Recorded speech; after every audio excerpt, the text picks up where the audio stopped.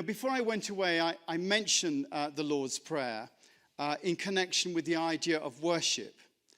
And that was Khalil Gibran talking about prayer. But when Jesus, spoke about prayer, he was absolutely specific.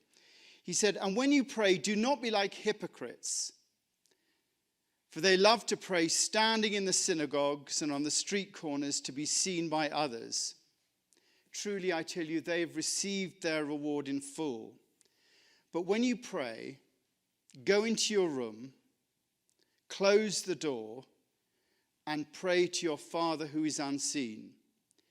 Then your Father who sees what is done in secret will reward you.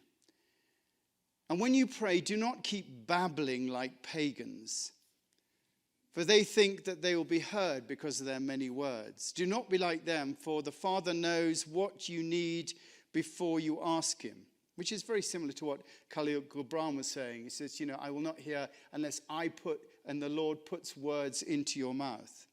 This is then how you should pray."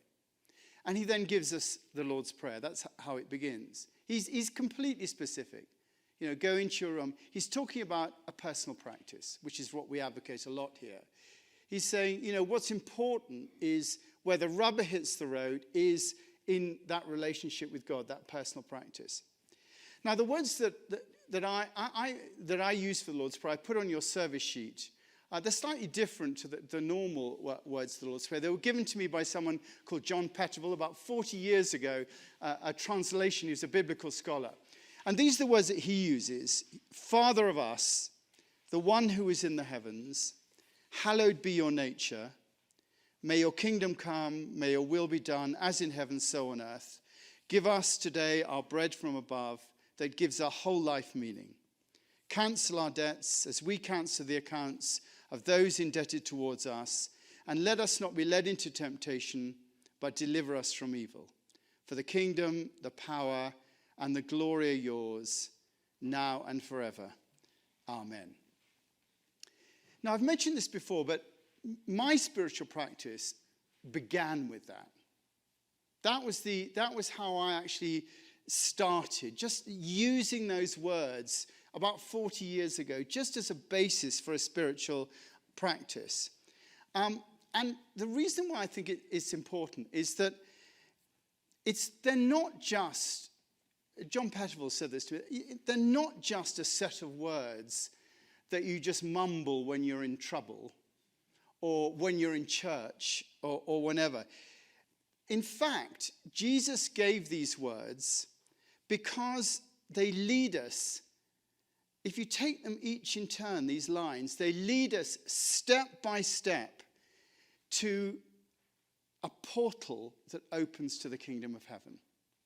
Attitudinally, if you align yourself to these sets of words, step by step, they will open a portal.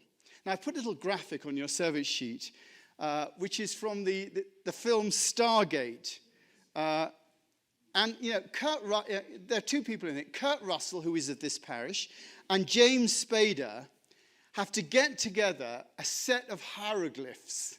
They have to find these, and they put them in this sort of like circle in a sort of NASA-like environment. And the moment they get them in the circle and they turn everything on, it goes, and this portal opens up. Now, the reason that I think that's important is that is the idea behind the Lord's Prayer. It is if you can attitudinally get yourself into that place using the words that he's given, the idea is that a portal opens up. You are in the perfect place to actually experience that universal consciousness, that universal mind, that larger self, whatever you like to call it. It is Jesus. It is the steps to enlightenment, which is the experience of the kingdom of heaven. And that's why they're there. And what we're going to do is, we're going to go through these over the weeks and just to see how they work. But I've mentioned before, how it works in general, and I'm going to do it again this week. Those of you who heard it before, you're just going to have to hear it again. And also, you're going to hear it again next week, because there are people who come in who haven't heard this before. And I just want to get people clear as to how this portal works, how the Lord's Prayer actually works as a system and why it's there. we're going to look at that first line today, Father of us. That's what today's message is going to be about. But Father of us, when you say that, you're acknowledging that there is an other in the universe. That the universe, there is something there that supports. There is something beyond ourselves. There is an other that we can relate to. And that other has a loving disposition towards us. So the moment you say Father of us, you acknowledge the existence of an other. The one who is in the heavens.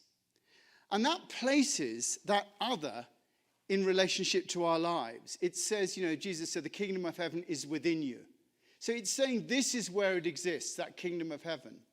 Father of us, the one who is in the heavens. The kingdom of heaven is within us. It is all around us. We are like a living sponge at the bottom of a seabed with the ocean around us being that spiritual presence. We exist within that. We are within that divine presence. It's all around us. So you're acknowledging the existence of other. Then you're acknowledging that you are existing within a divine presence. Hallowed be your nature. The only response to seeing that there is another and it is all around us is we're not worthy. It is really saying, I am giving myself, to that divine presence. I am worshiping. I'm giving worth to that divine presence. Literally, may your being be regarded by me with a sense of respect and reverence. We acknowledge all that we do is in the presence of eternity, and we bow and give up to the magnificence of that eternity. That creates our relationship with the eternity. Then, may your kingdom come. May your loving nature come to order all things. We give up to the wisdom and love that is present in the essence of that being and allow it to order all that's around us. So we're giving up to that presence now. May your kingdom come. May your will be done as in heaven, so on earth. As in heaven, come and inhabit this beingness that is me. May my life conform to your purposes as I acknowledge that this game is yours and I am a part of this game. Wherever you are, you bring perfection, so bring perfection into my life. We then put ourselves into the breach at that moment. Give us today our bread from above that gives our whole life meaning. May I witness the meaning that's in my life. May I see the bigger picture and in so doing know what to do in any given situation. Give me the wisdom to understand. Cancel our debts as we cancel the accounts of those indebted towards us. May I let go of any attachments I have in this life and so be able to focus on that divine beingness. And in so doing, I let go of anything that I'm holding on regarding other people, any accounts that I'm holding with regard to other people. There's a letting go of outcome there. And let us not be led into temptation, but deliver us from evil. And may I not be put into situations where I feel I need to choose between your way and going my own way, so that I may not take myself and place myself in a position of power rather than naturally allow things to happen to me. And then in the traditional form, for the kingdom, the power, and the glory are yours. For everything that I participate with in this life comes from that divine nature. All power comes from that nature. And all thanks for anything I receive goes to that. Now and forever. In this moment, which lasts for eternity. In this now that lasts for eternity. So if you're able to do it, as you go through that, the portal opens. Now, it may not sort of earth-shatteringly open immediately, but you are in the right place at that moment. And the purpose of the Lord's Prayer is to get you to that place where you're able to fully be present to that divine nature, now and forever, now and for eternity. At that moment, the veil opens. And that's how it works. And, as you can realize, it is a lifelong work to participate in that. That is a lifelong participation in that. And it happens all the time. This morning, I still say that Lord's Prayer. Every day, I still engage with it. And every day, something different is there. And something, sometimes I come to it with a problem. And a line will deal with the problem in a funny sort of way.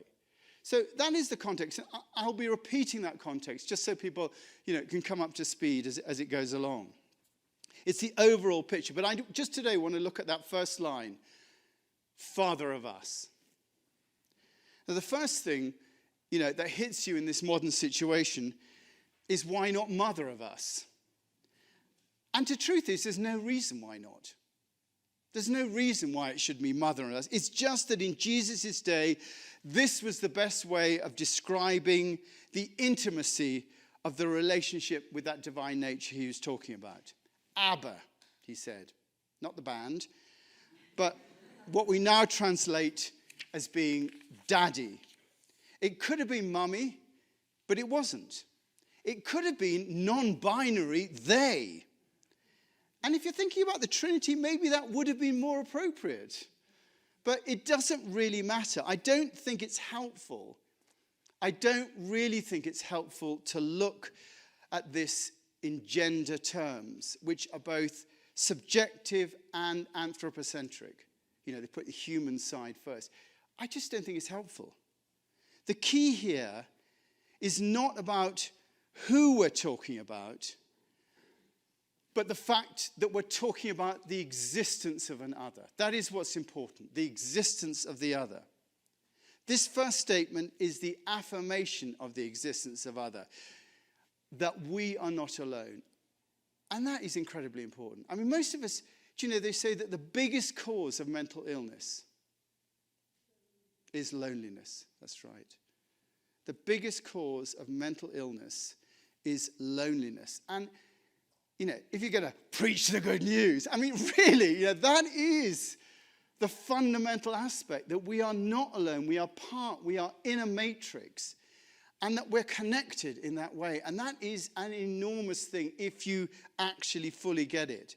That there's not just us, contra mundum, us against the world, but there is something immeasurably greater than ourselves. And this acknowledges that. It is a transformatory affirmation, Father of us, something that includes us and yet is also other than us. And once you've said that, once you've said Father of us, you have to go beyond the materialist. That there's nothing but atoms, that it's all random and chance, the selfish gene, that worldview of life. You've got, that takes you beyond that. You cannot say Father of us and inhabit that worldview. It takes you to a worldview that acknowledges the existence of something beyond ourselves. What it is, we're not talking about. What that other is, we're not saying. That it is, we are saying. As William Goldman puts it in his translation of the Cloud of Unknowing, which I used a few weeks ago, the author speaks in the Cloud of Unknowing of steps to enlightenment. And the first step is the rejection of all thoughts about what I am and what God is, in order to be conscious only that I am and that God is. The difference between what I am, which is where you're trying to think about, is it a man or is it a woman? Man in the sky, old beard, all that guff. To simply that God is, which is just the existence of other. Father of us is a statement that God is. And although it characterizes it as Father, it does not go any further than that. And in that, it is highlighting the relationship of dependence rather than the character of other. And that is a key thing. And that is part of the Lord's Prayer as well. It is the relationship of dependence that you're acknowledging. We are dependent. Rowan Williams says in his famous definition of spirituality, he says, Rowan Williams, the Archbishop of Canterbury, says that spirituality is the cultivation of a sensitive and rewarding relationship with eternal truth and love. It is the cultivation, the act of spirituality is the cultivation of a sensitive and rewarding relationship with eternal truth and love. And Father of us points to that relationship. It says that our life is in relationship to the divine. Divine, from the Latin word divus, which actually just means God-like. It doesn't even describe it. Divine means God-like. We don't know what God is. If anyone does, I'd like to meet them. But no one knows what God's like. It is God-like. It doesn't describe God, Father of us. It just says that whatever it is that we're talking about in terms of an ultimate being, that is what we're in relationship to you. That is what we're in relation to. Whatever it is as an ultimate being. As it says in the Tao Te Ching, the Tao that can be told is not the eternal Tao. Anything you want to use to describe God, it's not it. So we don't know what it is. So the phrase Father of us is really affirming that there is an other. And that is life-changing. Once you affirm that, your whole life is not just... And most of the time we think, oh, well, I believe in God. But we don't really unpack what we mean when we say that. Is it a vague thought? But when you affirm that your whole life is not just about you and yours, how could it be? It's not about you and yours. With the existence of an other, your life surely has to be about the relationship with that other. If there is an all-powerful, all-magnificent, all-wonderful wisdom that actually does exist, surely one's life is just about how do I participate with that? That is the most key question. You can say, yes, I believe in God. Most of us say, I do believe in God, but I'm going to go my own way and do what I think is right and call on God when I need God. And that's ridiculous. It's like saying, I know you're there, God, but hey, I've got this. Come and live with me, but you can stay in the attic. And I'll call on you when I need you to come along and help, And then we get to the point where we wonder why it doesn't come. And the fact of the matter is, we think we can handle it. We don't fundamentally give up and become dependent. We just say, hey, I got this. If there is another and an all-powerful grounded being that contains the ultimate order of the universe, what we think about anything really is not worth the being. What we think about stuff doesn't really matter. Because there is something far more powerful.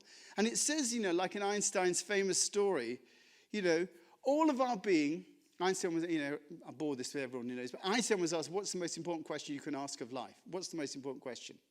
And he said, the most important question is the universe a friendly place or not? Because if the universe is not a friendly place, then we've got to use all our resources, everything we've got, all our money to defend ourselves from an unfriendly universe. Defense budgets. If the universe is not unfriendly or unfriendly, then as wanton boys are we to the gods. They kill us for their sport. There's nothing we can do. But if the universe is a friendly place, then surely we have to use all our resources, all that we've got, all our intelligence to work out how to cooperate with a friendly universe.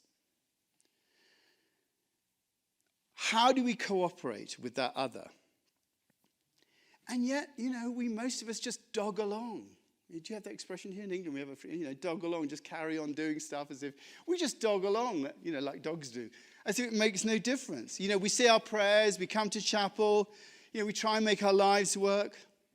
Father of us says that there is a universal mind there for us that we can connect with and be a part. We can then become a part of the solution rather than the problem. That's how you do it. You connect with that universal mind. That there is a wisdom that we can be in touch with, and that will allow us to transform our lives and the lives of those around us. And the key word here is us. And that is the other big takeaway of this phrase, Father of us. Father of us. Not Father of some of us, but not gays and Muslims and refugees. It's Father of us. It is totally inclusive. Father of us, complete inclusivity. That lovely story I mentioned before, the guru was asked by his pupil, Master, how do we look after others? And the guru replies, there are no others. There are no others. Father of us is a statement that we are all equal. That all of creation has an equal relationship with the divine. And whatever Father is supposed to mean, And that to differentiate or even to have favorites is not being true to that relationship with the divine. There's an equality. And if you don't believe me, read James in the Bible. Suppose a rich person in fancy clothes and a gold ring comes to one of your meetings, and suppose a poor person dressed in worn-out clothes comes. You must not give the best seat to the one in fancy clothes and tell the one who is poor to stand to one side or sit on the floor. That is the same as saying that some people are better than others, and you'll be acting as a crooked judge. And this, of course, has huge implications for our family life, for our friends, for our community, and of course, for our nation. The idea of being equal under God is so key to us all.